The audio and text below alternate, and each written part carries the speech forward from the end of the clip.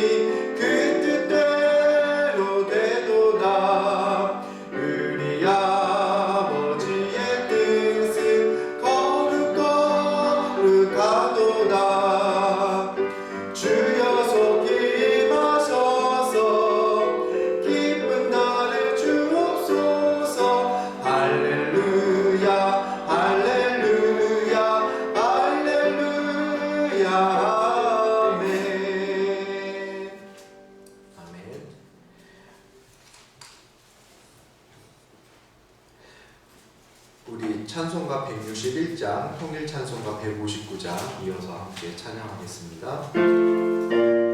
161장, 통일 찬송가 159장입니다.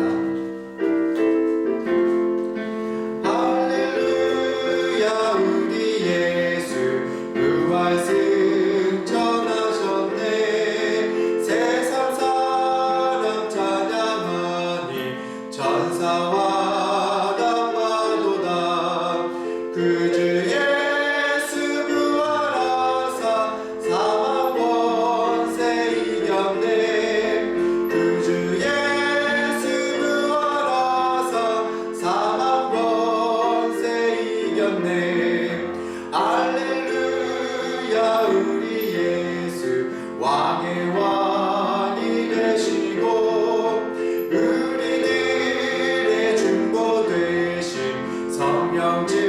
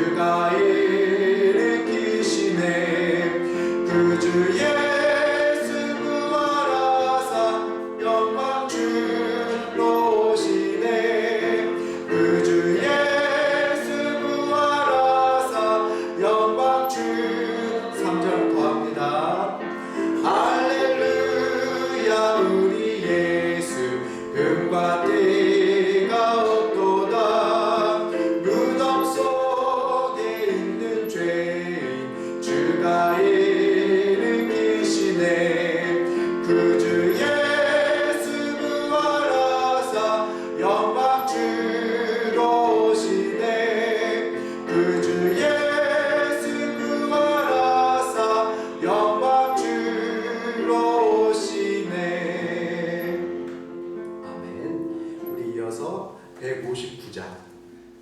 통일찬송가 149장 이어서 찬양하겠습니다. 159장 통일찬송가 149장입니다.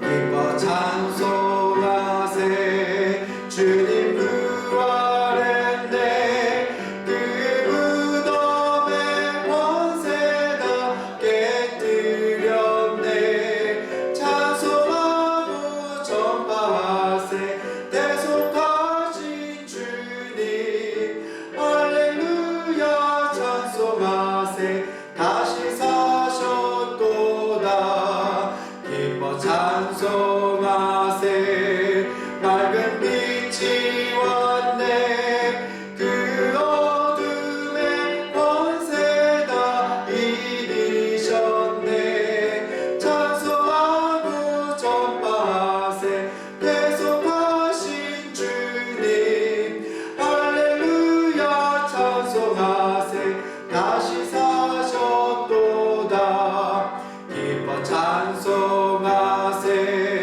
주님 피를 흘려 그 성량한 값을 다 치르셨네 찬송하고 전파하세 대속하신 주님 할렐루야 찬송하세 다시 사셨도다 기뻐 찬송하세 죄를 사했으니 그 속죄한 은혜 다 찬송하세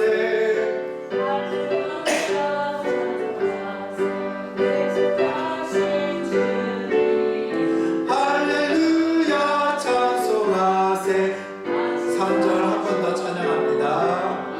기뻐 찬송하세 주님 피를 흘려 그 성량한 값을 다 치르셨네 찬송하고 전파하세 대속하신 주님 할렐루야 찬송하세 다시 찬송하고 전파하세 찬송하고 전파하세 대속하신 주님 할렐루야 찬송하세 다시 사셨도다. 아멘. 우리 지금 이 예배당에 몇 분이 모이셨고 우리 함께 영상으로도 예배 드리시는데 우리 함께 옆사람과 이렇게 말씀드리겠습니다. 주님께서 우리를 위해 죽으셨다가 부활하셨습니다.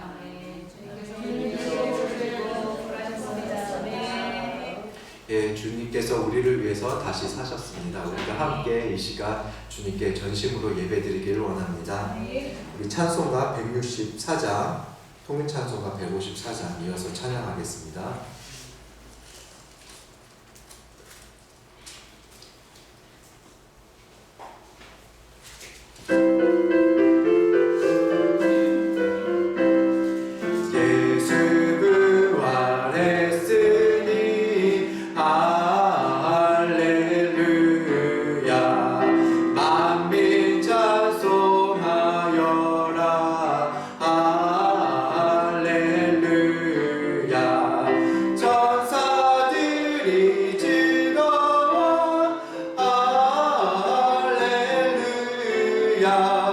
기쁜 찬송 부르네 할렐루야 대속하신 주 예수 할렐루야 선한 싸움 이겼네 할렐루야 사망 권세 이기고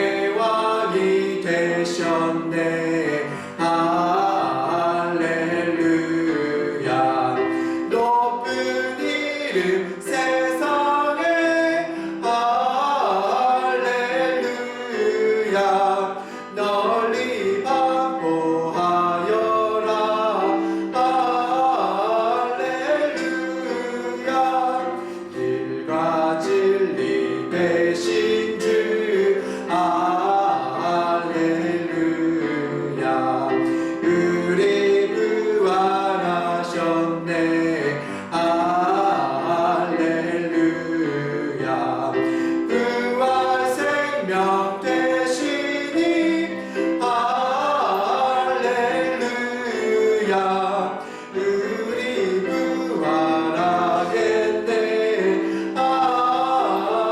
3절 한 번 더 찬양합니다. 마귀 권세 이긴 주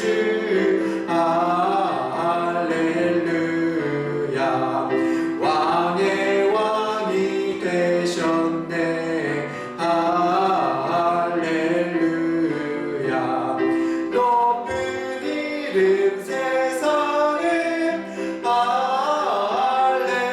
할렐루야. 널리 반포하여라. 할렐루야. 아멘. 우리 151장 통일찬송가 138장 한 장 더 찬양하겠습니다. 151장 통일찬송가 138장입니다.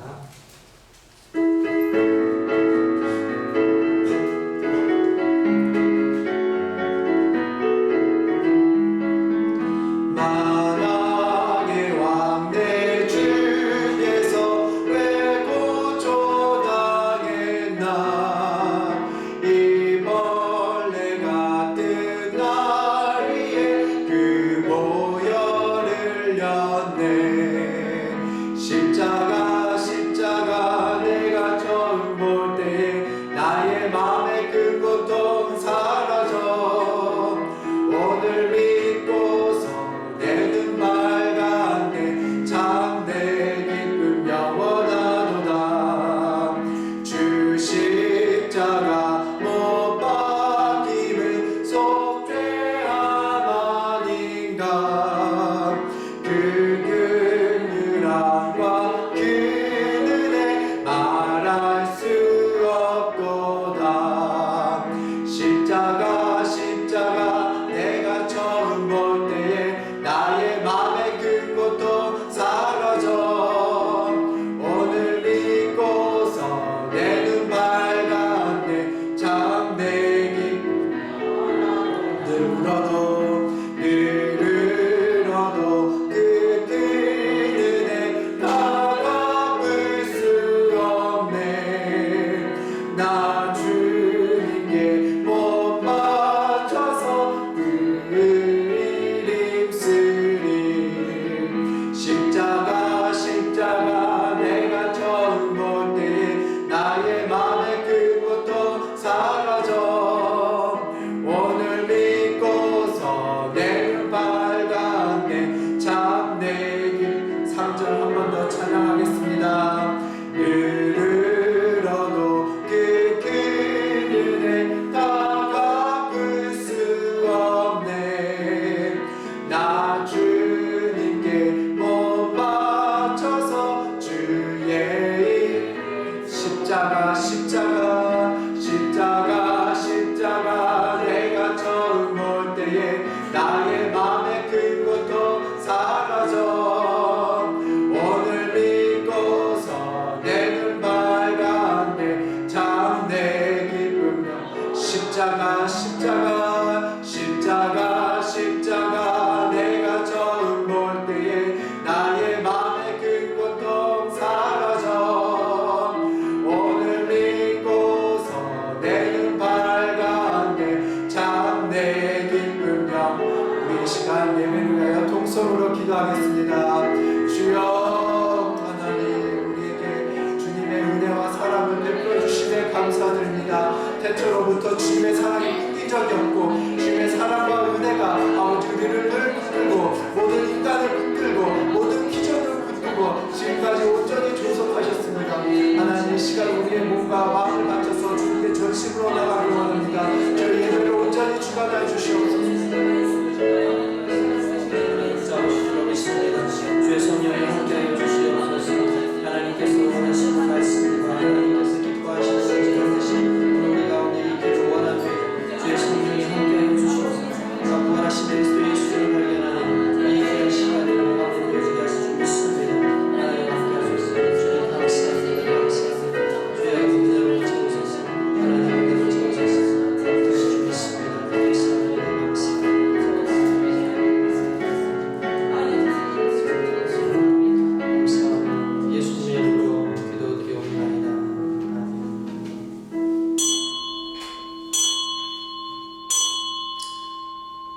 함께 묵도 드리심으로 부활 주일 예배를 하나님 앞에 드리도록 하겠습니다. 우리 다 함께 묵도 드리시겠습니다.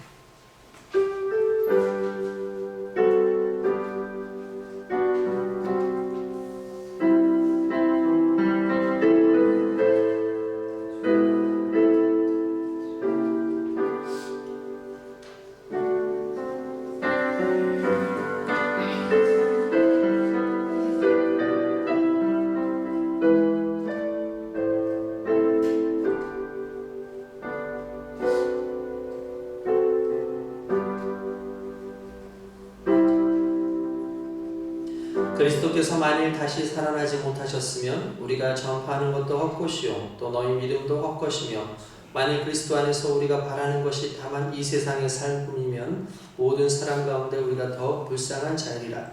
그러나 이제 그리스도께서 죽은 자 가운데서 다시 살아나사 잠자는 자들의 첫 열매가 되셨도다. 아멘. 우리 함께 일어나서 찬송 25장 1절만 찬양드립니다.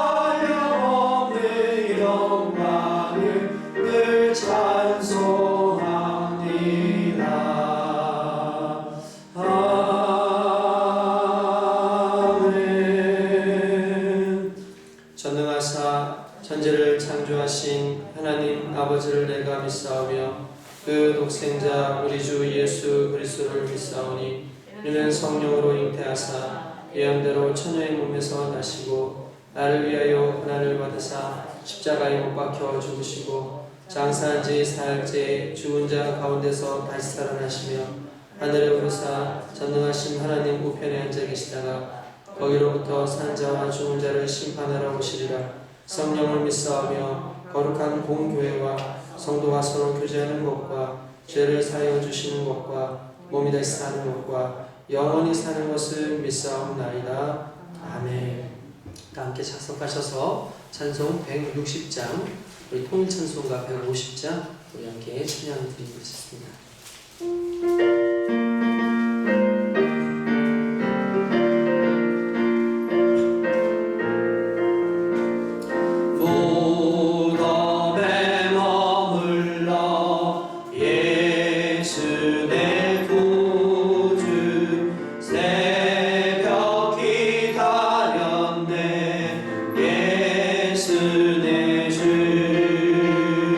원수 다 이기고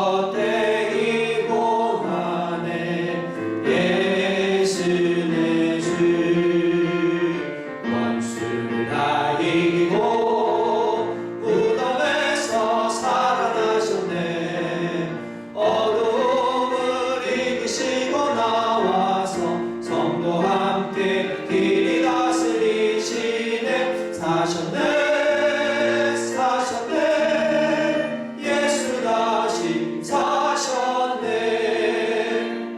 걷지 못하그네 예수 내 구주 우리를 살리네 예수 내 주 원수가 이고 뚫어내서 살아나셨네 어두움을 이기시고 나와서 성도 함께 길이 다스리시네 사셨네 사셨네 예수 다시 사셨네. 이 시간에 이 예배를 위하여 정은희 전사님이 기도 인도하겠습니다.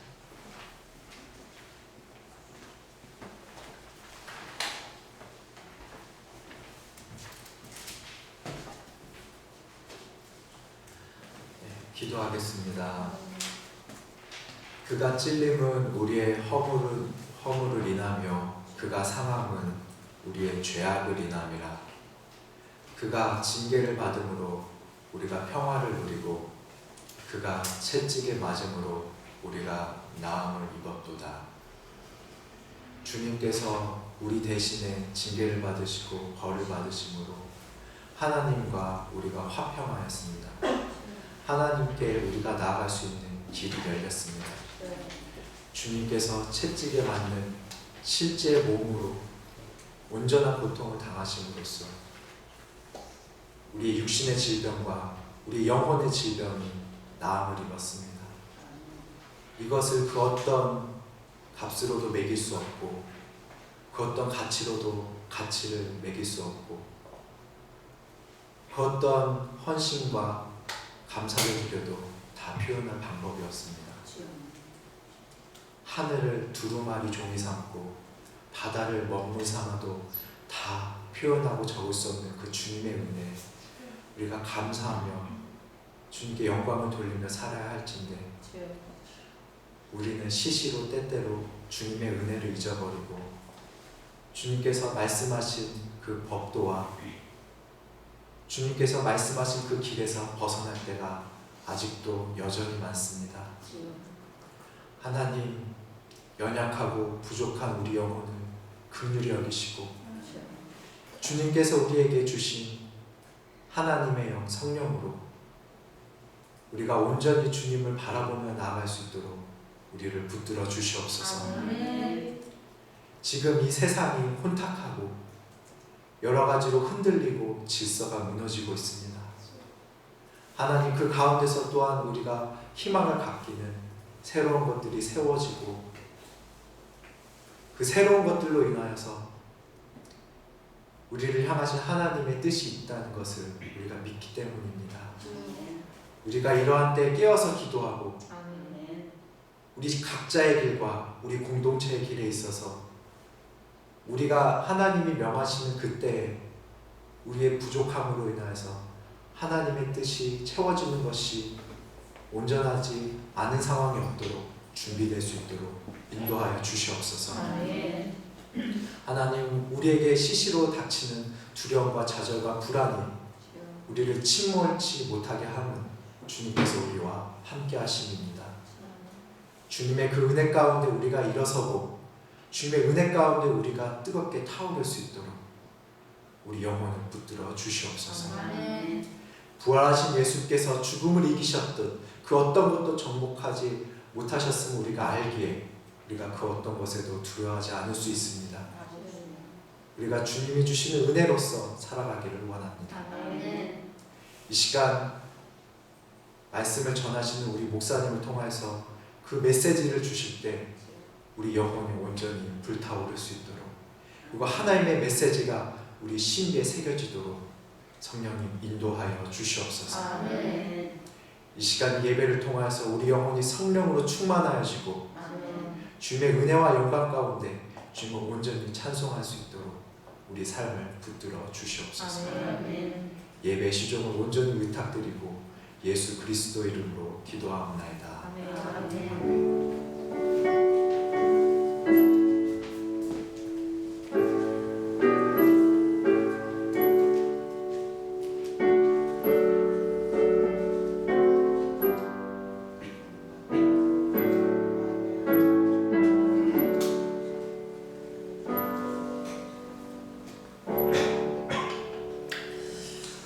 함께 은혜 받으실 하나님 말씀은 빌립보서 3장 우리 10절에서부터 우리 14절까지의 말씀을 우리 함께 보도록 하겠습니다.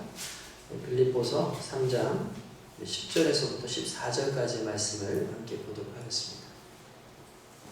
여러분들 가지고 계신 성경 321페이지가 되겠습니다. 우리 함께 일어나서 하나님의 말씀을 이제 교독하도록 하겠습니다. 우리 함께 읽는 걸로 함께 같이 읽읍시다.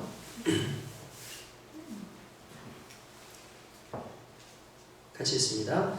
내가 그리스도와 그 부활의 권능과 그 고난에 참여함을 알고자 하여 그의 죽으심을 본받아 어떻게 해서든지 죽은 자 가운데서 부활에 이르려 하노니 내가 이미 얻었다 함도 아니요 온전히 이루었다 함도 아니라 오직 내가 그리스도 예수께 잡힌 바 된 그것을 잡으려고 달려가노라.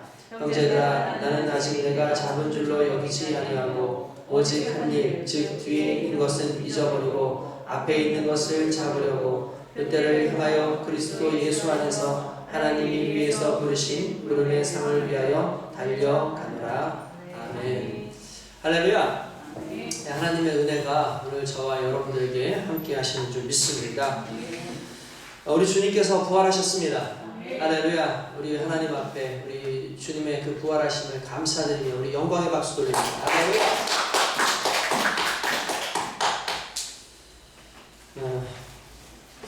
우리 주님의 부활은 죄와 사망의 권세를 깨뜨리시고 우리에게 참된 소망을 주시는 줄 믿습니다.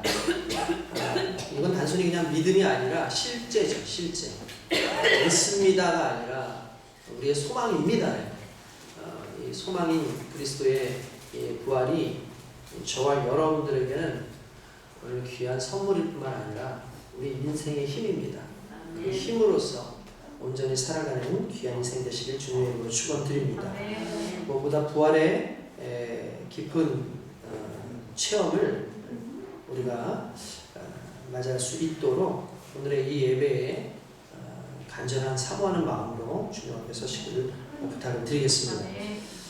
최근에 코로나19로 인해서 직간접적으로 교회 운영과 또한 성도들의 생활에 어려움이 계속되고 있습니다. 이를 위해서 여러분 지속적으로 기도해 주시고 또한 아름다운 헌신과 사랑의 기대를 부탁을 드리겠습니다. 교회가 사랑을 나누고 하나님의 영광을 나타내기 위해서 애쓰고 노력할 때 무엇보다 교회는 교회로서의 본질을 온전히 지켜낼 줄로 믿습니다. 우리가 그렇게 되어질 수 있도록 늘 날마다 부활의 주님의 삶을 내가 함께 사는 귀한 삶을 사실 주님의 이름으로 축원드립니다. 다른 부분은 이제 교회 주보를 참조해 주시면 될 것 같습니다. 무엇보다 오늘 이렇게 함께 예배를 드리는데 정말 오랜만에 주일 예배를 이렇게 대면에서 함께 드릴 수 있다는 이 모습만으로도 참 감사하고요. 또한 이제 영상을 통해서 예배드리는 우리 귀한 성도들의 그 삶 가운데도 하나님께서 귀한 은혜와 복을 동일하게 주실 줄 믿습니다. 이제 부활주일이기 때문에 특별히 오전에 오프라인으로 예배드리는 때에 오셔서 부활의 이 예배를 함께 참여하실 분들은 오셔도 된다 해서 미리 전날에 이 의자 배열을 다시 싹 했어요. 의자 배열을 다시 하고 그리고 갖춰야 될 것들을 또 갖춰놓고 또 진행을 지금 하고 있습니다.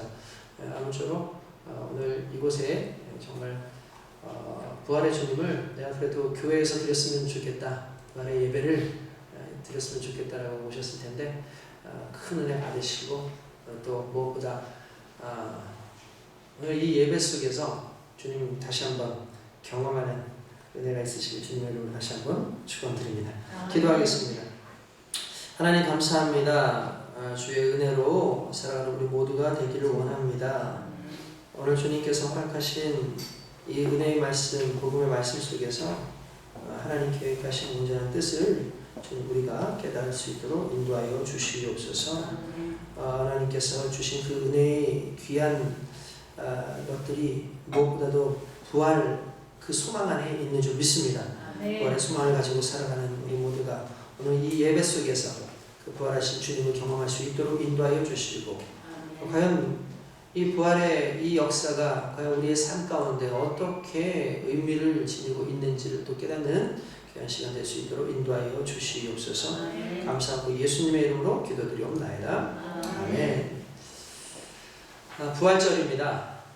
부활은 저와 여러분들뿐만 아니라 온 인류의 소망이 되고 또한 그 인류의 소망으로 부활이 왔다라는 것은 그 안에 모든 죄와 사망의 권세를 이기는 답이 들어있다는 거죠.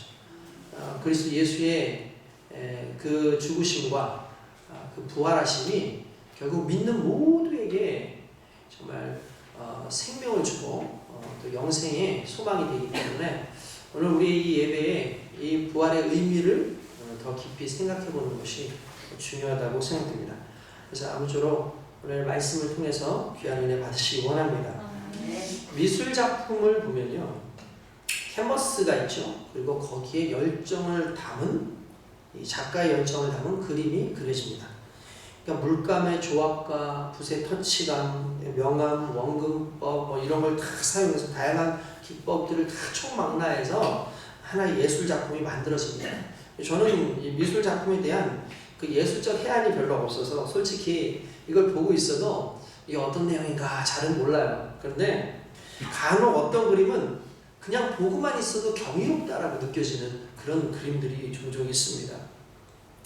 이 작품 속에서 숨겨진 의도가 뭔지는 모르겠는데 간혹 가다가 이제 미술 전시하는 곳에 가면 큐레이터라고 하는 그런 분들이 와서 이 미술을 설명을 해줘요.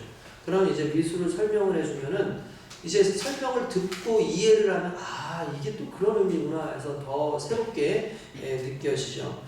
그런데 최근에 새롭게 제가 깨달은 건 뭐냐면 그림 작품을 보는 관람객들마다 다양한 해석을 한다는 거예요. 그러니까 큐레이터가 얘기를 뭐 해주든 안 해주든 그거와 상관없이 보는 사람들마다 이 그림에 대한 느낌이 다르고 해석이 상당히 다르다는 거예요. 그리고 어떤 분들은 구태여 이 큐레이터나 이런 사람들을 둘 필요 없이 그냥 보는 사람이 느껴지는 대로 느끼면 그것이 가장 완벽한 작품이다라고 얘기를 합니다.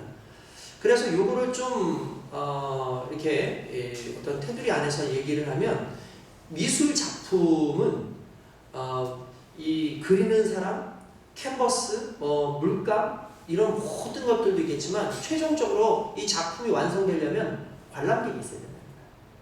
그러니까 관람하는 사람, 이 관람하는 사람까지가 실은 예술 작품인 거예요. 저는 그 이야기를 누군가에게 이렇게 들었는데 그 이야기를 들으면서 그래, 많은 사람들이 예술 작품으로서 그냥 하나의 그 그림을 보는데 그 그림을 보고 있는 사람 그리고 그 그림을 해석하고 있는 것까지가 실은 그 그림의 완성이라는 거예요.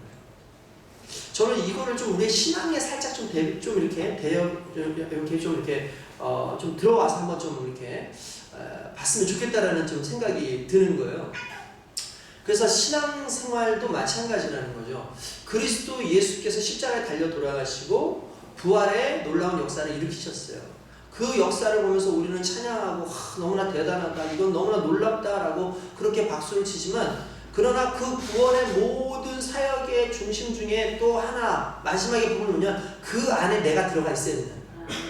그러니까 그 부활의 역사 속에 내가 부활의 증인일 뿐만 아니라 내가 부활한 하나님의 자녀로서 그 안에 들어가 있을 때에 하나님이 계획하신 십자가의 사건과 그 부활의 사건이 의미가 있고 그리고 그것이 완성된 하나의 작품이 될 수 있다는 거예요. 그렇기 때문에 하나님께서 오늘 우리에게 허락하신 부활을 그냥 의미적으로만 생각하지 말고 그것을 그냥 하나의 과거의 일로 생각하지 말고 우리 주님이 이렇게 부활하셨지, 우리 주님이 이렇게 고난당하셨지 거기에만 묵상하지 마시고요. 그것이 오늘 내 것이 되었다라는 것에 의미를 두시고 그것이 곧 내 삶의 가장 중요한 지표이며 그것이 내 삶의 표대라는 생각을 가지고 사시길 주님의 이름으로 축원드립니다. 아멘. 여러분, 주님께 집중하면서 살아가는 사람들의 특징은 결국 주님께서 자신의 삶으로 보여주신 고난과 부활을 바라보고 사는 삶이에요. 여러분, 우리가 부활이 왜 의미가 있습니까? 왜냐하면 그 부활이 우리의 것이기 때문이죠. 만약에 우리가 이 부활의 사건이 없었다면 세상에서 가장 불쌍한 사람이 우리일 거예요. 왜 그렇습니까? 우리는 이 부활 하나에 목숨을 걸고 살아요.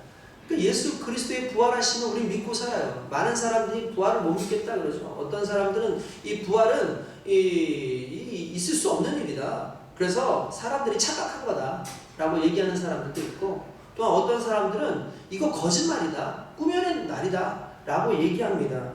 그러다 보니까 오히려 고린도전서 15장 4절에서 6절에 보면 이 바울이 뭐라고 하냐면, 장사 지낸 바 되었다가 성경대로 사흘 만에 다시 살아나사 게바에게 보이시고 후에 12제자에게와 그 후에 500여 형제에게 일시에 보이셨으니 그 중에 지금까지 태반이나 살아있고 어떤 이들은 잠들었으며 맨 마지막에 만삭되어 나지 않은 자기와 같은 사람에게도 예수님께서는 부활의 모습으로 나타나셨다라고 말하고 있다는 거예요. 이 말은 한 명, 두 명 봤다면 그거 그 사람들이 거짓말할 수 있지만, 시간이 흘러도 계속해서 수많은 사람들이 예수 그리스도를 봤다고 증언하고 있고, 그리고 예수 그리스도를 박해하고 믿는 자들을 박해했던 이 바울까지도 내가 부활하신 주님을 봤다라고 이렇게 말을 함으로 말미암아 부활은 거짓이 아니라 실제의 사건이고, 과거에 머물러 있었던 사건이 아니라 오늘도 우리에게 하나님의 은혜로서 주어지는 것이 부활의 영광이라는 것입니다. 저와 여러분들이 이 부활의 영광 속에서 감사하며 살아가는 귀한 은혜로 살기 주님의 이름으로 축원드립니다. 우리가 오늘 이 본문의 말씀을 통해서 이 바울의 이 정신을 좀 알아볼 필요가 있어요. 이 바울이 자신의 목숨을 정말 내어주기까지 이 복음의 열정을 갖습니다. 그럼 복음이라는 것이 무엇이냐면, 복음은 곧 부활이에요. 복음은 부활이에요. 복음은 십자가 플러스 부활의 역사를 복음이라고 할 수 있습니다. 왜 그러냐면, 복음이 십자가에서만 머물러 있다면 사람은 죽는 것으로 끝날 겁니다. 그런데 십자가의 죽음 이후에 더 이상 죽음에 얽매이지 않고 부활했다라는 그 사실이 우리에게 소망이 되는 거죠. 그러니까 소망은 항상 긍정적인 요소에 있는 거죠. 어떻게 보면 십자가의 사건은 상당히 부정적인 사건일 수 있어요.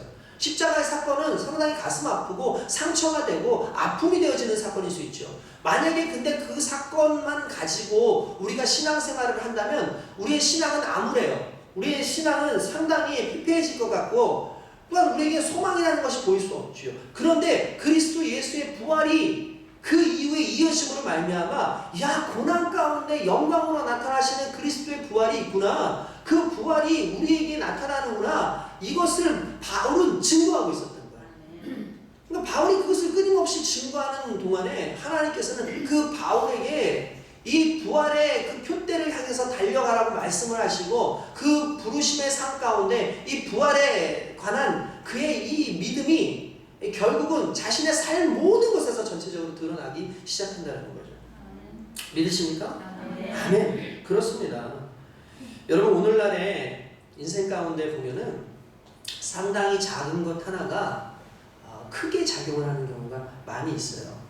우리가 오늘 다른 거 볼 필요도 없죠. 지금 코로나19 사태로 인해서 상당히 큰 이제 문제에 봉착하지 않았습니까? 그런데 애초에 이 코로나19가 여러분 아시겠지만 바이러스 조그만 거 하나에서 시작돼요. 이 바이러스 조그만 거 하나가 사람 몸에 들어오고 그 한 사람에게서 또다시 밖으로 퍼져지고 해서 이미 100만 명이 넘는 사람이 이 코로나19에 감염되고 10만 명이 넘는 사람이 이미 사망을 했습니다. 정말 안타까운 상황 아니겠습니까? 정말 작은 것 하나인데도 불구하고 그것이 그렇게 영향을 줘요. 세계적인 어떠한 그 역사에서도 보면은 우리가 잘 아는 그 해족속이라고 하는 히타이트 족속이 무엇을 만드냐면 철을 발견합니다. 철을 발견해서 이 철을 발견하려니까 첫 번째로 발견했던 그 철을 가지고 사람들이 무기를 만들어요. 그리고 농사 기구를 만들어요. 그래서 농업혁명이 나타나기 시작하고, 또한 전쟁이 일어나는 그런 상황에서 이 칼 하나 때문에 전 세계가 뒤죽박죽 되어지기도 하고 죽이기도 하고 살리기도 하는 그런 상황들이 일어나는 거예요. 뿐만 아니라 이제 총균세라고 하는 이 책에 보면은 조그만 그 청년두 같은 그런 병 하나가 유럽에서부터 이제 남미로 들어가니까 남미에 있는 그런 이 원주민들, 이런 사람들에게 조그만 균 하나가 들어가니까 삽시간에 그냥 퍼져면서 거기에 있는 사람 막 90%가 거의 막 죽음을 당하는 그런 상황이 있었다는 거죠. 우리가 작은 것 하나를 무시할 수 없는 이유가 뭐냐면 우리의 죽음도 그렇다는 거예요. 인간의 죽음이 왜 왔는 줄 아십니까? 그건 아담이라고 하는 한 사람의 죄로 말미암아 그 사람에게서 우리에게 계속해서 죄가 퍼졌다는 거죠. 그러니까 다른 말로 하면 우리가 무시하고 우리가 아무것도 아니라고 하는 그것 조그만 것 하나가 우리의 삶을 완전히 태워버릴 수도 있다는 사실을 깨달아야 됩니다. 그러니까 결국 우리의 죽음이라는 건 불순종한 아담이라고 하는 한 사람으로 말미암아 그 불순종의 영향이 결국 우리에게 죽음이라는 것으로 다가왔다라는 거예요. 이게 얼마나 가슴 아픕니까? 그런데 똑같은 방식으로 예수님이라고 하는 그 한 분으로 말미암아 그분이 십자가에 달려 돌아가시고 그리고 그분이 부활하심으로 말미암아 온 인류가 구원을 받는 놀라운 역사가 일어났다는 사실이에요. 그러므로 저와 여러분들 오늘 깨달아야 되는 것은 작은 불순종 하나와 작은 순종 하나가 엄청난 사건을 일으키는 것처럼 오늘 세상을 살아가는 저와 여러분들은 세상 속에 있는 어떤 죄적 요소보다 부활의 소망을 가지고 그것을 내 삶 가운데 마음에 두면 부활의 역사가 내 삶 가운데 계속해서 일어나고 그 부활의 역사로 교회가 세워지고 그 부활의 역사로 사역이 감당되어지고 부활의 역사로 수많은 죽어가는 영혼들이 하나님 앞에 나오는 귀한 복을, 귀한 영광을 맛보게 될 줄로 믿습니다. 그러므로 이것이 너무나 중요하다는 거죠. 사도 바울에게 있어서 부활이 왜 의미가 있느냐? 오늘 성경에도 보면은요, 이 사도 바울이 뭐라고 얘기하냐면은 내가 어떻게 해서든지 죽은 자 가운데서 부활에 이르려 한다라고 얘기를 합니다. 그리고 내가 이미 얻은 것도 아니고 온전히 이루었다 함도 아니야. 오직 내가 그리스도 예수께 잡힌 바 된 그것을 잡으려고 내가 달려간다라고 하는데 예수 그리스도께 잡힌 바 된 그것이 뭔지 아십니까? 바로 부활이에요. 그러니까 이 바울을 무너뜨린 게 뭔지 아십니까? 이 폐악한 어떤 그 짓들을 했던 그 바울, 정말 아주 완고하고 변화될 것 같지 않고 정말 하나님을 위해서 일한다고 하지만 그러나 하나님의 계획을 모르기 때문에 그리스도 예수 믿는 사람들을 박해하던 그 바울을 회개시키고 붙잡게 했던 그 사건은 결국 부활하신 주님을 만났기 때문이에요. 그러니까 그도 느낀 게 뭐냐면 주님이 부활하셨어? 예수가 부활했어? 그럼 나도 그 부활을 경험하고 싶어. 나도 내 그 부활을 내가 경험하고 싶어. 그래서 그의 평생의 소망은 내게 잡힌 바 된 그것, 곧 부활을 붙잡기 위해서 살아가는 것이었어요. 그러니까 여러분, 바울에게 있어서 부활은 그 삶을 완전히 이끌어갈 뿐만 아니라 인생 자체를 태워도 놓을 수 없는 붙잡히가 된 그 놀라운 능력이라는 거예요. 그래서 13절에도 형제들아 나는 아직 내가 잡은 줄로 여기지 아니하고 오직 한 일 즉 뒤에 있는 것은 잊어버리고 앞에 있는 것을 잡으려고 한다. 표대를 향해 그리스도 예수 안에서 하나님이 위에서 부르신 그 부름의 상, 부활한 자에게 주시는 그 부활의 상을 내가 잡기 위해서 오늘도 달려가고 있다. 그러니까 너희도 그 길 가운데 승리하며 살아갈 수 있도록 부활의 표대를 가지고 살아가라고 얘기하는 거죠. 오늘 저와 여러분들이 부활의 표대를 가지고 살아가길 원합니다. 여러분, 부활의 표대를 가지고 살아간다는 건 이게 정말 중요한 우리에게 있어서는 기준점이에요. 기준점.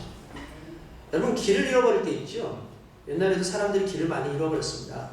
길을 잃어버리면 아무리 똑똑한 사람, 능력이 있고 지혜가 있고 모든 것을 다 하고 있다 할지라도 내가 정말 많은 지식을 가지고 있다 할지라도 내가 길을 잃어버렸을 때 길을 찾을 수 있는 방법이 4개는 없어요. 이게 무슨 말이냐면 나를 기준으로 삼으면 잃어버린 게 나기 때문에 흔들린 게 나기 때문에 무언가를 찾을 수 있는 방법이 그 안에는 없어요.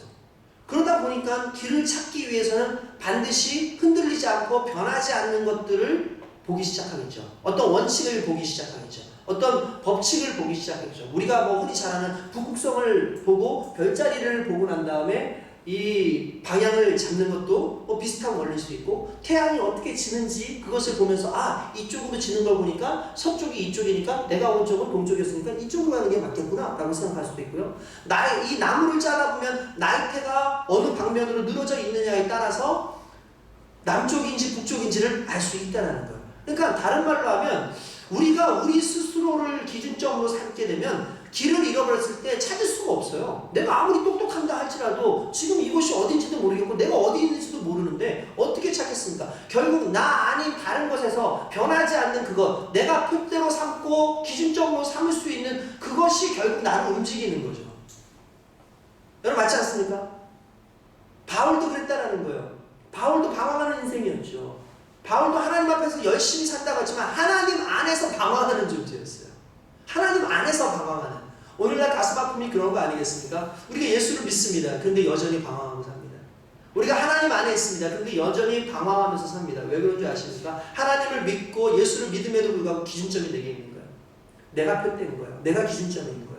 그러다 보니까 나의 지식을 가지고 예수를 믿기 시작하고 나의 경험을 가지고 예수를 믿기 시작하고 나의 느낌을 가지고 예수를 믿기 시작하는데 중요한 건 내가 흔들리면 기준점도 사라지고 내가 흔들리면 폰대도 사라진다는 거예요. 그래서 예수를 잘 믿다가도 뒤늦게 가가지고 예수를 부인하고 예수를 잘 섬기다가도 엉뚱한 곳으로 그렇게 빠져버리는 사람들이 왜 많냐면 자신이 기준점이 되고 자신이 표대가 되기 때문에 그렇다는 거예요. 그렇기 때문에 바울은 더 이상 자신을 표대로 바라보지 않습니다. 그래서 변하지 않는 거, 너무나 확실한 거, 세상에 다 그냥 변해도 너무나 확실한 그거 한 가지를 붙잡기가 어려워요. 그게 바로 부활의 사건이었어요. 곧 부활이라는 것은 내 인생에 있어서 표대일 뿐만 아니라 나의 기준점이 되어지는 것이고 그 부활의 사건을 통해서 나를 발견해요. 십자가의 사건을 통해서 나를 발견해요. 십자가를 통해서 죄 있는 나를 발견하게 되고요. 부활의 사건을 통해서 구원받은 나를 발견하게 되는 거죠. 그러니까 내가 흔들리지 않아요. 왜냐하면 내가 바라보는 표대가 확실하기 때문에 그렇습니다. 여러분 목적지가 만약에 이렇게 막 바뀐다고 생각을 해보십시오. 이쪽에 있다가 갑자기 목적지가 이쪽에 있으면 사람들 헷갈릴 겁니다. 목적지는 언제나 항상 동일하고 항상 고정되어 있어야 가장 효율적으로 일을 할 수 있는 것처럼 세상은 다 변할 수 있거든요. 세상의 지식도 변할 수 있어요. 과거에 가지고 있었던 지식들, 과거에 가지고 있었던 철학들, 심지어 과거에 사람들이 생각했던 어떤 그런 종교적 관습이나 이런 것들도요, 시간이 지나니까 점점 변하는 거예요. 근데 변하지 않는 사건이 무엇일까를 그것을 기도하고 경험하고 말씀 속에서 찾다 보니까 그 가장 확실한 변하지 않는 게 부활의 사건은 변하지 않더라고요. 그리고 그 부활의 사건을 통해서 우리가 구원을 받았다는 그 사실은 변하지 않더라는 거예요. 바울이 그걸 발견하고 난 다음에 내 인생에 있어서 기준점, 내 인생에 있어서 표대는 이 부활의 사건이다. 그렇기 때문에 내 인생 모두를 다 들여도 내가 놓지 말아야 될, 붙잡힘이 되어야 될 그것이 바로 부활이구나. 저와 여러분들 그 깨달음이 있기 원합니다. 말씀 속에서 그 깨달음을 얻기 시작하고 부활을 직접 경험함으로 그리스도 예수를 경험함으로 무엇으로? 성령으로. 누구에 의해서? 성령에 의해서 내가 경험되어지면은요 놀라운 역사예요. 부활을 경험하면 부활의 증인이 되게끔 되어 있죠. 왜 그렇습니까? 우리 주님께서는 우리로 하여금 예수 그리스도의 변호사 되라고 하지 않으셨어요. 많은 사람들한테 예수를 변호하라고 그렇게 얘기 않으셨어요. 우리는 예수의 증인 되라고 하셨죠. 증인의 조건이 뭐겠습니까? 본 사람이어야 돼요. 들은 사람이어야 돼요. 경험한 사람이어야 돼요. 그렇기 때문에 내 인생에서 이 부활이 내 인생에 드러나고 사람들한테 내가 중간에 이 부활이 드러나려면 내가 적어도 부활을 경험해야죠. 무엇으로 경험하시겠습니까? 오늘 성령이 충만을 받으시기 바랍니다. 성령은 부활하시는 그리스도와 함께 하셨던 영입니다. 성령이 내 속에 역사하시면 부활이 경험되어져요. 소망이 생겨요. 고난이 고난으로 끝나지 않는다는 걸 알게 된다는 거죠. 그리고 그 성령의 역사가 우리 가운데 있으면 부활이 더욱더 확연해지면서 이 땅에 살아가는 인생들이 가장 고민하는 모든 것들이 해결되어지는데 그 중심에 있는 게 뭐냐면 사망이에요. 인간을 정말 괴롭히는 것, 인간을 정말 힘든 게 아닌 것, 그 죽음의 문제 아닙니까? 여러분도 아시겠지만 로마서에도 보면은 그런 얘기가 나옵니다. 5장에 보면은 아담 한 사람으로 말미암아 이제 죄가 들어왔는데 그 죄로 말미암아 사망이 왕노릇하게 되었다고 되어 있어요. 무엇으로 인해서? 죄로 말미암아 사망이 왕노릇하게 되었어요. 그러니까 우리 왕이 누군 거예요? 그러면 세상의 왕은 사망인 거예요. 불순종하고 죄로 말미암아 인생이 사망이라는 것에 매여 있어요. 그러니까 왕은 두렵지 않아요. 왕이 두려워요. 그러니까 사망이 두려운 거예요. 사망이 우리를 지배해요. 결국 모든 것의 중심을 사망으로 표현할 수밖에 없어요. 죽음이라는 것밖에 없어요. 우리가 왜 배도하고 왜 배반합니까? 죽음이 두려워서죠. 우리가 세상 가운데 이 죽음이 너무나 두려워요. 그런데 같은 맥락 가운데에서 우리 17절에 이렇게 보면은 생명 안에서 예수님을 통해서 우리가 왕노릇한다고 되어 있어요. 무슨 말이냐면 그리스도 예수를 말미암아 이제 이전까지 우리의 왕이 사망이었는데 이제 그리스도 예수가 우리의 왕이면 우리가 그리스도와 함께 왕노릇한다는 거예요. 할렐루야. 이것이 우리에게 소망이고 이게 부활의 사건의 가장 기본적인 능력이라는 거예요. 여러분 왜 사망이 우리의 삶 가운데 왕노릇하지 못하게 해야 됩니까? 사망의 최대 무기가 뭐였을까요? 사망의 최대 무기는 우리에게 너 죽일 거야. 너 죽일 거야. 너 끝이야. 너 이게 마지막이야. 이걸 끊임없이 우리에게 심어준다는. 그러면 두려움에 빠지게 돼요. 이 코로나가 왜 우리에게 두려움을 주는지 지난번에도 말씀드렸지만 이게 두려운 이유는 약이 없어요. 최근에 다행인 건 혈장, 혈청 이런 걸 통해서 중증 환자가 살아난대요. 그러니까 이게 무슨 말이냐면 코로나19에 걸려서 이제 거의 이제 폐가 다 망가지고 이 염증 같은 게 다 올라와 있는 거예요. 그러니까 이 사람을 고칠 방법이 없는데 이 방법을 써보자 그래서 완치된 사람의 혈장을 뽑아가지고 그걸 이 몸에다가 주입을 했더니 이게 면역세포가 생긴 거 아니에요, 이 안에. 면역 물질이 생긴 거잖아요, 혈장이라는 게. 이 면역 물질이 이 안에 들어오니까 이게 면역 물질로 인해서 치료가 되기 시작합니다. 그러면서 이제 폐가 하얗던 폐였는데 이제 사진을 직접 제가 봤거든요. 이 맑아지더라고요. 그래서 사람들이 야 이게 방법이 될 수 있겠다라고 얘기했는데 정작 그걸 얘기하는 사람은 뭐냐면 이게 모든 사람에게 적용되지 않을 수 있다. 그리고 이 혈장을 이 나은 사람보다 아직까지 걸려있는 사람들은 있는데 그거 언제 다 그걸 다 어떻게 공수를 할 거냐 이런 얘기를 합니다. 그러니까 근원적으로 혈장보다 더 확실한 치료법이 필요하다는 이야기를 하는 거예요. 그러니까 이 코로나가 겁나는 이유는 사망률도 지금 많이 높아지고 있지만 사망률을 떠나서 내가 사망당할지 모른다는 거예요. 이게 경미하게 넘어가는 사람들도 있는데 기저질 환자라든지 어르신들 같은 경우는 이게 사망률이 상당히 올라갈 수 있죠. 그러니까 두렵잖아요. 그러니까 두려운 거예요. 죽을 수 있다. 내가 죽을 수 있다. 이 두려움이 있는 거죠. 그런데 이걸요. 이 사망에 대해서 쉽게 넘어갈 수 있는 사람은 누굴까?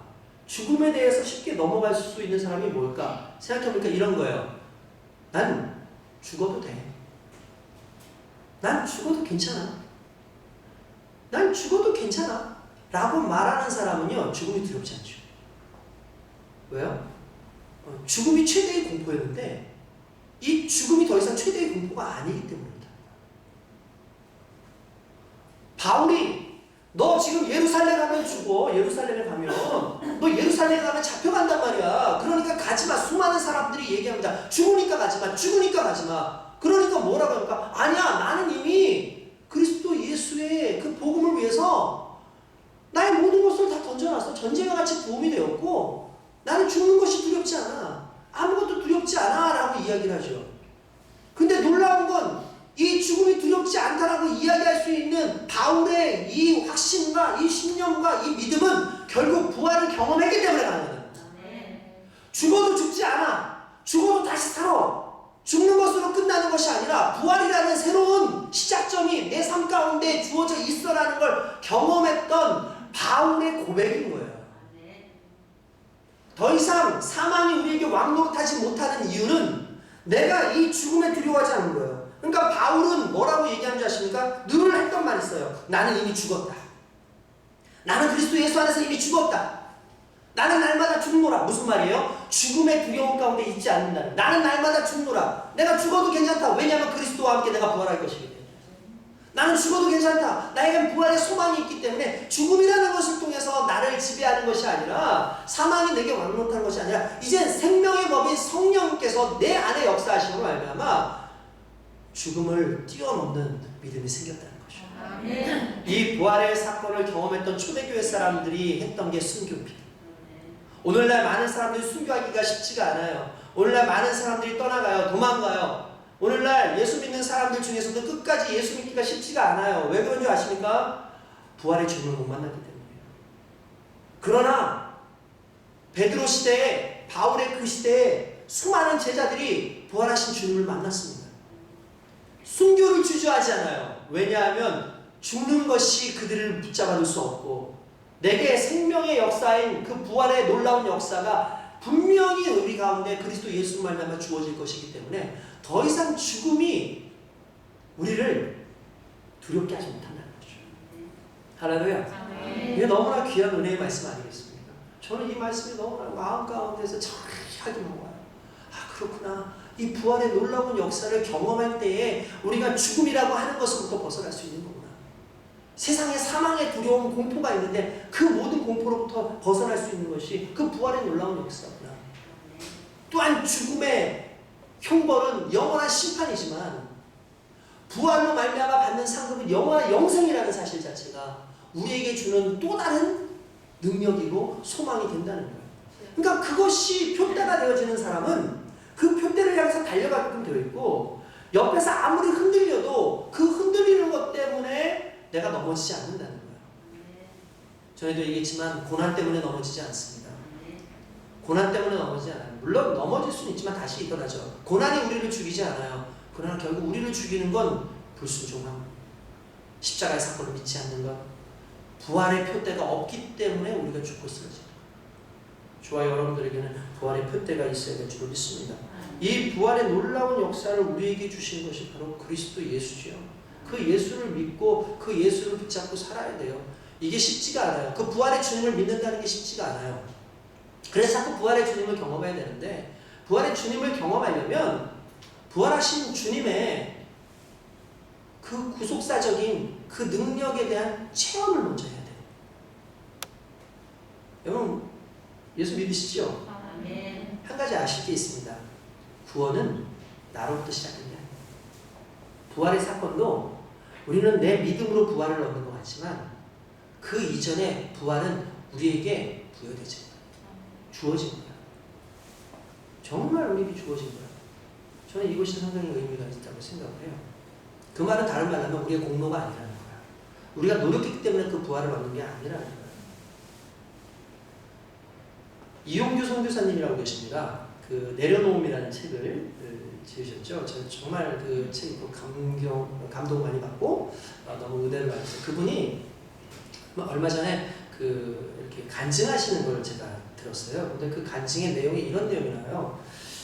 자기가 예수를 믿다 보니까 내 나름대로 예수를 증거해야겠는데 다른 것보다 우리 가족들한테 예수를 증거해야 되는데 특별히 믿지 않는 할머니가 있어요. 믿지 않는 할머니한테 복음을 증거하려고 했어요.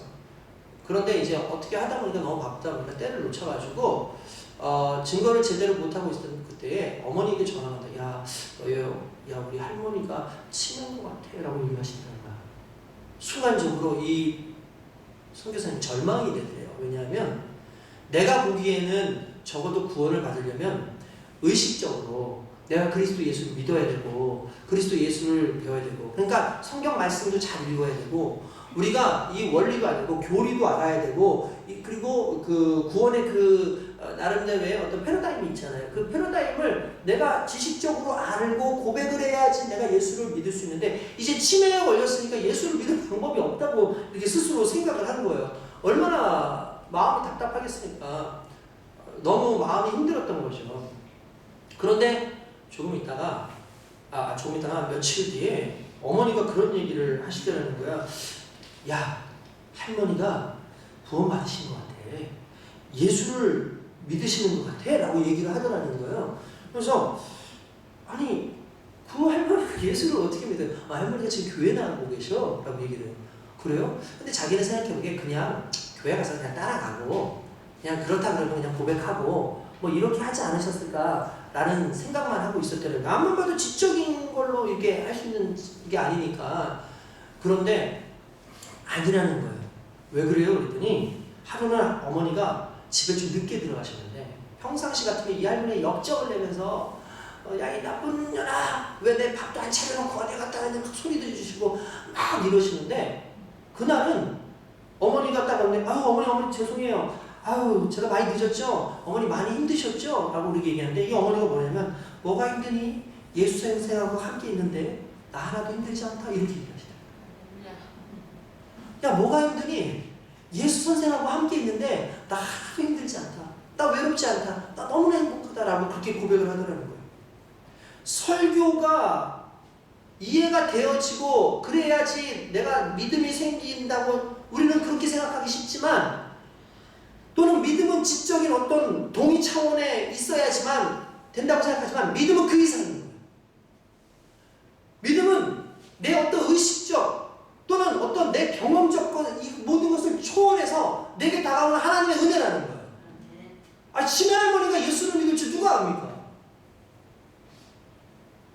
구원의 놀라운 역사는 나로부터 시작되는 게 아니기 때문에 구원의 놀라운 역사는 전적으로 하나님이 주시는 은혜이기 때문에 누구에게나 구원의 역사가 나타날 수 있는데 부활의 소망도 마찬가지라는 거예요.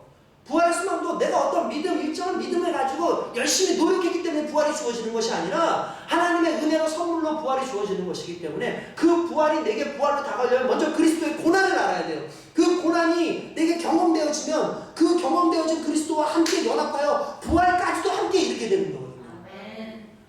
말씀을 통해서 그리스도 예수의 죽으심을 경험하고 내 삶 가운데 기도를 통해서 그리스도 예수의 죽으심을 경험하고 내가 하나님과 함께 그 고난당하고 있는 그리스도 예수와 함께 고난당하는 그 모든 순교적 그 삶 속에서 그리스도의 고난을 체험하고 나면 자연스럽게 성령으로 말미암아 그리스도와 함께 부활하는 놀라운 역사도 경험하게 되어집니다.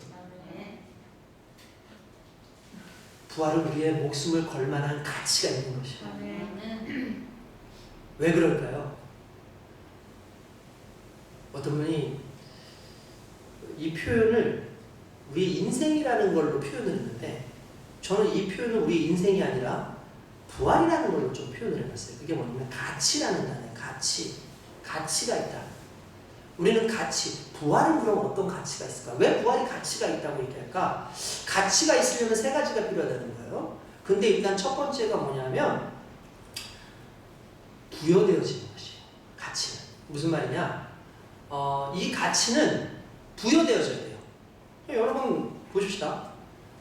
우리 예원이나 우리 형민이 형원이 그냥 직계 자녀를 얘기하는 거예요. 이 자녀는 자녀 자체로 내게 이렇게 그냥 이렇게 의미가 있는다기보다도 내게 자녀라는 그 가치가 부여된 거예요. 그러니까 다른 사람하고는 다를 수 있겠죠. 그러니까 여러분들은 내게 왜 또 의미가 있죠? 왜 가치가 부여되죠? 우리 교회 성도라서 특별히 또 가치가 부여되죠. 그러니까 가치는 이렇게 부여되어지는 거예요. 그러니까 가치가 있다 없다 부여가 되는 거예요. 흔히 말하는 가격표를 붙여보면 그 가격표에 따라서 그 가치가 되는 건 아닙니까? 그렇죠. 그러니까 부여되어져야 돼요. 그리고 가치는 이제 지불되어져야 돼요.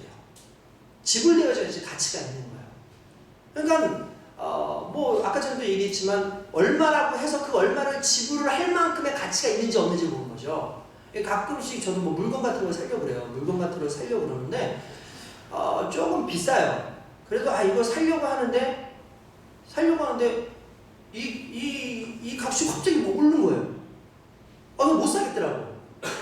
왜냐하면은 내가 지불할 만큼의 가치를 못 느끼는 거예요. 그 값까지는. 만약에 10만 원 주고 사려고 그랬다. 그럼 10만 원이면은 살 수 있을 거다. 그러면 제 가치 속에 얘는 10만 원인 거예요. 지불되어지는 가치 속에. 그런데 갑자기 이게 100만 원이 됐다. 이건 지불을 못 하겠어. 왜냐하면 내 느낌에 내가 가지고 있는 이 가치 속에 이 지불이 안 되는 거예요. 이게 100만 원을 가지고 지불이 안 되는 거예요. 이 오프라인 상황에서 지금 체온계가 필요하지 않습니까? 근데 요즘 비접촉 체온계라 그래서 레이저로 이렇게 앞에다 이렇게 해가지고 온도를 재는 것들이 있어요. 지난번 이제 그 예배를 좀 준비하기 위해서 저희가 이제 그거를 좀 살려고 좀 하고 있었는데 우리 서집사님이 나가서 그거를 살려고 하는데 서집사님이 전화가 왔어요. 목사님 이게 평소에는 6만 원인데요. 지금 18만 원이에요. 3배나 된 거예요. 그래서 제가 그랬어요. 사지 마세요. 딴 거 가지고 갈게요. 6만 원이면 될 수 있는 가치인데 이 사람들이 뻥튀기 튀어가지고 이게 18만 원이 됐는데 18만 원의 가치를 전 못 느끼겠는 거예요. 마스크 한 장에 막 몇만 원 했었던 거 여러분 생각나시죠? 불과 몇 달 전에, 한 달 전? 마스크가 없으니까 지금은 이제 마스크 한 장에 1,500원 정도 하죠. 그렇지 않습니까? 근데 그것도 지금은 이제 사기가 편해지지만 뭐 며칠은 줄을 쫙 서가지고 이게 사야 됐었잖아요. 제가 길거리로 오다가 보니까 마스크를 파는데 줄 서지 않아도 되고 주민등록 없어도 되는데 그 마스크는 내 4,500원을 팔더라고요. 4,500원에. 그래서 제가 안 샀어요. 일단 마스크 하나 가지고 며칠 써도 되더라고요. 마스크 또 이렇게 몇 개가 있어요. 그러니까 이게 4,500원까지 줄 의미가 없다는 거예요. 그러니까 그게 그 가치인 거죠. 지불의 가치. 그렇죠?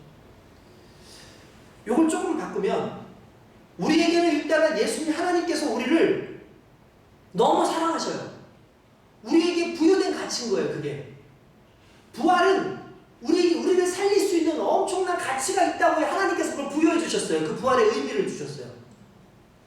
그리고 그 부활은 지불되어졌어요. 무엇으로? 그리스도 예수의 피값으로. 그리스도 예수의 피값으로 부여되어진 가치 내에서 지불되어진 것이 부활의 사건이고 그 부활의 사건이 결국 우리를 살리는 거죠. 할렐루야.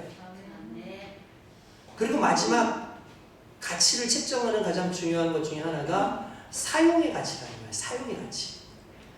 사용될 때 가치가 있어요. 집에 금그릇이 있어도 그걸 사용하지 않으면 그냥 장식품이죠. 그렇지 않습니까? 내가 아무리 비싼 책이 있다 할지라도 제가 최근에 책들 엄청 버렸는데 저 책을 버리면 어떻게, 왜 제가 저 책을 버리면 어떻겠냐라고 생각했냐면 살 때 값을 제가 알거든요. 그런데 너무나 오래돼가지고 그게 안 돼요. 그러니까 여기서도 지금 이렇게 기구들 있지 않습니까? 이런 기구들. 이걸 이전 목사님이 사실 때 상당히 비싸게 주고 사셨더라고요. 그때 그 당시에는 그러한 가치가 있었어요. 근데 지금은 이것보다 작은데도 불구하고 더 크게 소리도 나고 더 좋은 시스템이 있어요. 그러니까 10분의 1 가격으로 이 모든 걸 다 할 수 있을 만큼의 그런 상황이 있는 거예요. 어쨌든. 근데 어쨌든 간에 제가 아까 책 얘기를 했지만 책이 이렇게 꼽혀져 있는데 제가 책을 볼 일이 없어요. 이미 한번 봤고 그건 나가지고 다시 볼 일이 없고 너무 오래됐기 때문에 가치가 떨어졌어요. 그냥 나름대로 골동품의 가치가 있는지 모르겠는데 골동품이라고 하기에는 그 책들이 너무 많아, 사람들이. 그러니까 그 책을 저는 솔직히 잘 못 버리겠더라고요. 왜냐면 산 값을 내가 아니까. 근데 우리 성도들은 목사님 버리죠. 우리 사모님 이거 버리죠. 왜냐면 두 가지 이유예요. 첫 번째, 너무 낡아서 목사님 일단은 이게 좋은 것도 많이 나왔으니까 이거 의미 없잖아요. 일단 간단하게 이걸 얘기하면 사람들이 값을 몰라요. 이게 얼마인지도 몰라요. 저는 아는데. 그러니까 일단은 버려야 된다고 생각을 하고, 또 하나는 뭐냐, 목사님 안 읽잖아요. 목사님 이거 이제 더 이상 읽지 않으시잖아요. 그러니까 버려야 된다는 거예요. 간단하게 읽지 않으니까 그냥 폐지예요. 주면은 100원 주는 폐지일 뿐이에요. 키로수를 따라서. 부활이 만약에 사용되어지지 않는 것이라면 부활은 폐지값이에요. 근데 부활이 오늘 우리에게 사용되어지고 있어요. 그리스도 예수로 말미암아 절망 가운데 있는 이가 우리가 삶 가운데 의미가 생기고 소망이 생기고 그 부활로 인해서 소망뿐만 아니라 영생이 우리에게 주어진다는 사실, 그리고 그것을 날마다 우리가 삶 가운데 경험할 뿐만 아니라 이걸 계속해서 복음 증거함에 사용되어지고 하나님 앞에서 그것을 내 삶 가운데 변화가 사용되어지고 계속해서 끊임없이 부활은 성령 안에서 계속 사용되어지는 거예요. 계속 사람들이 경험되어지는 거예요. 그러니까 가치가 있는 거예요.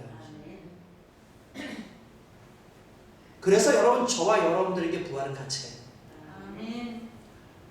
하나님께서부터 부여되어진 가치, 또한 하나님께서 지불해 주신 가치, 그리고 사용하는 우리에게 있어서의 가치가 있기 때문에, 사용함의 가치가 있기 때문에, 그것을 통해서 우리가 구원받은 하나님의 백성을 알기 때문에 결국 이 가치 속에서 부활은 오늘 우리에게 표대가 되어지고 기준점이 되어진 줄 믿습니다. 아멘.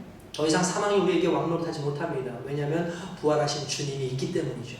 그러므로 여러분들 더 이상 사망 안에 살기 싫으면 그리스도 예수가 여러분들 삶 가운데 있으시기 바랍니다. 어떤 그리스도 예수? 죽으신 그리스도 예수, 부활하신 그리스도 예수.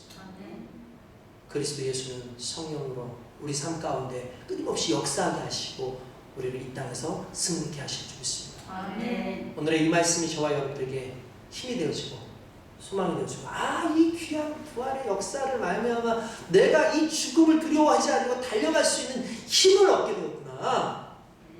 그걸 경험하시면서 그렇게 살아가는 저와 여러분 되시길 주님의 이름으로 축원드립니다. 아멘. 기도하겠습니다. 우리 시간에 기도할 때 주여 부활의 표대로 사랑하는 우리에게 주어져 있는 이 놀라운 경험은 성령께서 우리에게 허락하신 하나님의 은혜입니다. 세상에 수많은 표대가 있어서 그것을 바라보고 달려가지만 그것들은 사라집니다. 또 어떤 사람은 내가 표대고 내가 기준점이 되어서 세상을 바라보지만 나는 아무것도 아닙니다. 바이러스 하나도 두려워서 벌벌 떨고 있는 내가 어떻게 세상의 기준이 될 수 있습니까? 그러나 변하지 않고 영원하며 모든 인류에게 동일하게 베풀어지는 변하지 않는 그 기준, 그것은 그리스도의 고난과 그리스도의 부활인 줄 믿습니다. 그 부활의 사건 안에 우리가 모두가 있게 하소서, 함께 하소서. 주님, 우리가 이 부활을 경험하고 이 부활을 활용하게 하여 주시옵소서. 그래서 복음이 온전히 드러나게 하소서. 우리 이 시간에 주님 한번 우리 같이 기도하겠습니다. 주여, 아버지 하나님 감사합니다. 이 부활의 놀라운 가치를 깨닫고 달려가는 우리 모두가 되게 하시기를 원합니다. 아버지 하나님, 이 부활이 우리의 삶 가운데 주어지고 아버지 하나님, 이 부활을 위하여 그리스도 예수께서 아버지 하나님 정말 하나님의 은혜 가운데에서 우리 가운데 오셔서 자신의 삶을 다 내어드리면서 아버지 하나님 집을 내주시고 또한 아버지 하나님 이 부활의 가치가 우리의 삶을 살리며 우리에게 아버지는 실질적인 도움이 되어주고 실질적인 삶의 변화로 나타나고 있으며 감사드립니다. 이제 천국의 소망을 가져가는 우리 모두가 이 모든 것 가운데 하나님의 은혜로 살아가기 위한 우리의 말씀을 되어지도록 인도하여 주시옵소서. 소망이 우리 속에 있기를 원합니다. 하나님의 은혜가 우리 가운데 있기를 원합니다. 좀 끝까지 하나님만 바라보며 온전히 은혜 속에 달려가는 우리 모두가 되어지도록 인도하여 주시옵소서. 부활의 놀라운 역사가 하나님 끝까지 함께 주시옵습니다. 성령의 역사소서. 성령의 힘을 가해 주시고 하나님을 지켜 주시옵소서. 감사합니다. 주여 인도하시옵소서. 감사합니다. 예수님의 이름으로 간절히 기도드리옵나이다. 아버지 하나님 감사합니다. 우리가 어떻게 기준점이 될 수 있습니까? 저는요 흔들려요. 저는 너무 나약해요. 저는 제 스스로도 감당하지 못해요. 세상 가운데 두려움들 엄습할 때 이 코로나 하나도 감당하지 못해요. 조그마한 그 병균 하나도 감당하지 못하는 게 우리의 인생인데 우리의 인생을 기준점으로 삼고 표대로 삼아서 달려가고 있는 것이 얼마나 어리석습니까? 세상의 기준들이 얼마나 어리석습니까? 그러나 사라지지 않고 모든 온 인류가 동일하게 경험할 수 있는 유일한 표대, 그것은 부활의 사건인 줄 믿습니다. 그 부활의 사건을 내 인생 가운데 짊어지고 그것에 붙잡힌 바 되어서 살아가는 인생 되게 하셔서 바울이 그랬던 것처럼 우리도 오늘날 주님 앞에 철저한 순교적 정신을 가지고 그 신앙 안에 순종하며 살아가는 하나님의 귀한 백성들로 살아가게 하여 주시옵소서. 아버지 하나님께서 오늘 우리에게 허락하신 이 귀한 은혜의 말씀을 통해서 우리가 계속해서 지금 소망의 하나님과 함께 이 길을 걸어갈 수 있도록 힘주시기 원하며 예수님의 이름으로 기도드리옵나이다. 아멘. 할렐루야. 아멘. 우리 하나님께 감사의 예물 드리겠습니다. 우리 주님의 증인이라는 채널이고요. 우리 최성애 권사님께서 예물 드려주시기 바랍니다. 영상으로 보시는 모든 분들은 온라인으로 예물 드려주시길 부탁을 드리겠습니다.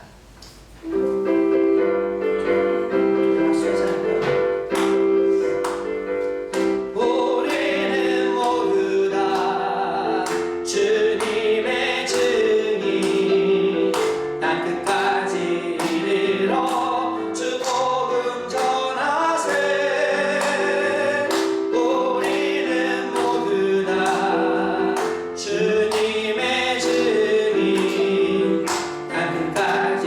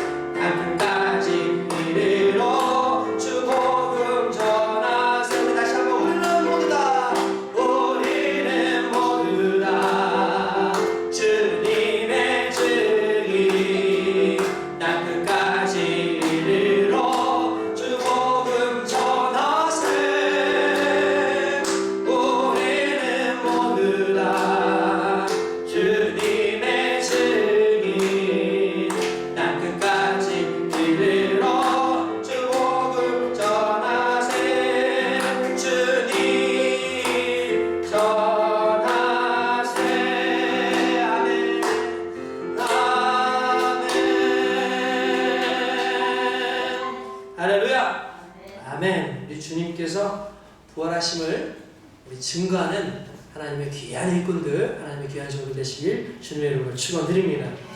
하나님 앞에 감사의 예물 드립니다. 부활의 주님, 우리 삶 가운데 역사하셔서 모든 죽어가는 부정적인 절망의 사망의 공포 가운데 있는 자들에게 영생의 소망을 주시며 희망과 소망 가운데 하나님께서 계획하신 온전한 사명을 이루어질 수 있도록 은혜 주신 그 하나님, 그 부활의 소망을 주신 그 하나님께 감사드리며 그리스도 예수의 그 부활에 우리도 참여하기를 원합니다. 그렇게 고백하며 우리의 인생을 하나님께 드리기로 작정하여 먼저 예물로 주님 앞에 영광 돌립니다.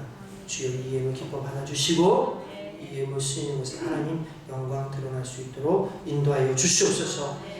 정말 나라가 많은 것에서 힘듭니다.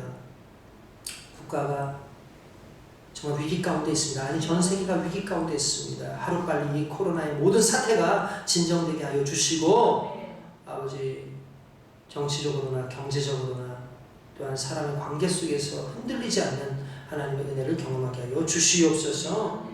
이렇게 어려운 시국에 또한 총선을 또 이제 앞두고 있습니다.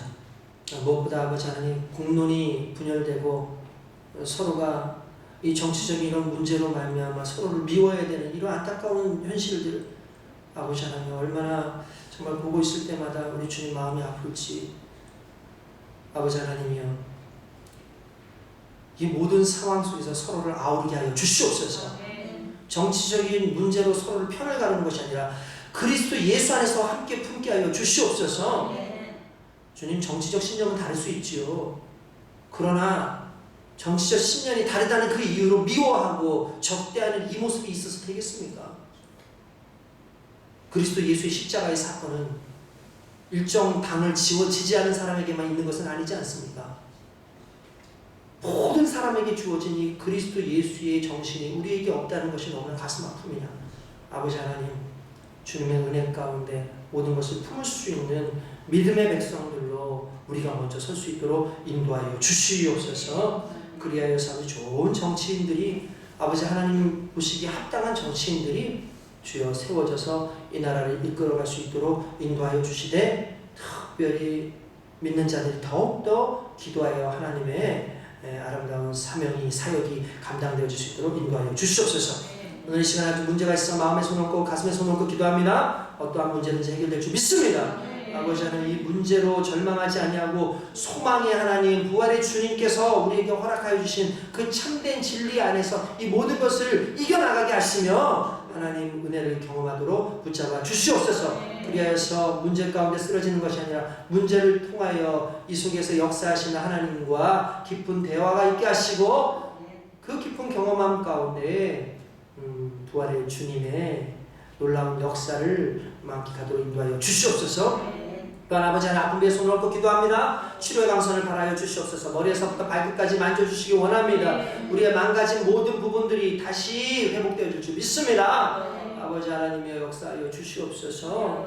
아버지 하나님 우리의 허물 우리의 죄악 모든 것을 사하신 우리 주님께서 아버지 우리를 싸매 고치시기도 하셨사오니 아버지 우리를 사랑하신 그리스도 예수의 그 사랑과 은혜와 십자가의 보혈을 믿고 기도합니다. 치유하여 주시옵소서.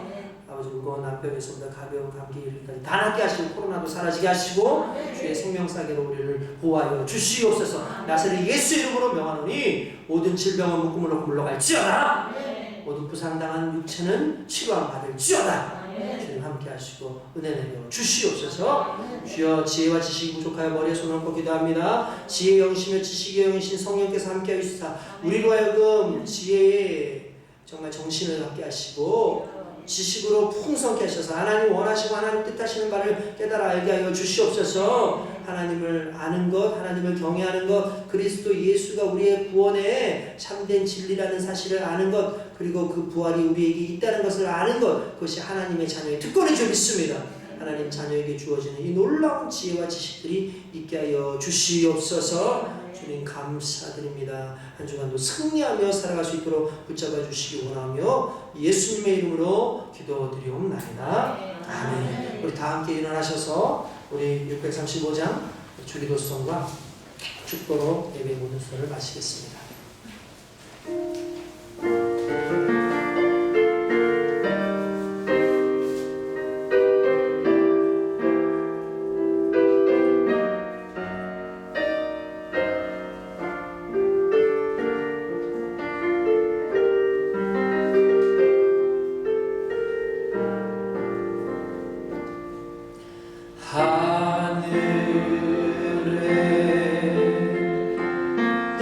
대신 아버지 이름 거룩하사 주님 나라 행하시고 뜻이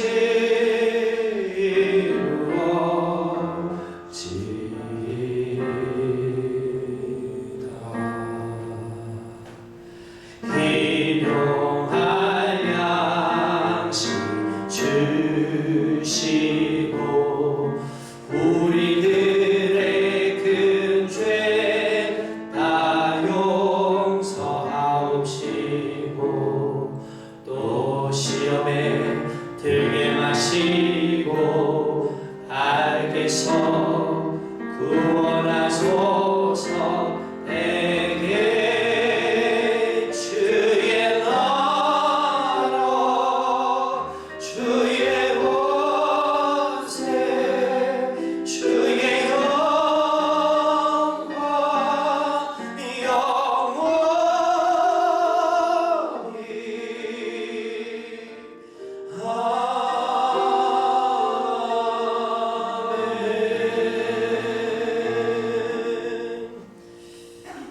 이제는 우리의 부활의 소망이 되신 그리스도 예수의 은혜와 부활을 이루기까지 우리에게 모든 것을 내어주시며 지불하여 주신 우리 하나님의 극진하신 사랑하심과 부활의 증인이 될 수 있도록 우리 가운데 함께 하시고 부활의 끝대를 달려가며 부활의 끝대를 바라보며 달려가는 모든 이들에게 끊임없는 힘이 되어주시는 우리 보혜사 성령님의 감화 감동 위로 교통인도 충만하신 은혜가 오늘 부활의 아침에 주님 앞에 영광 돌리며 찬양 돌리며 하나님 앞에 나와 예배드리는 이곳에 있는 사랑하는 모든 부활의 증인들 위해 지금부터 영원토록 함께 있게 하시길 간절히 축원드리옵나이다. 아멘.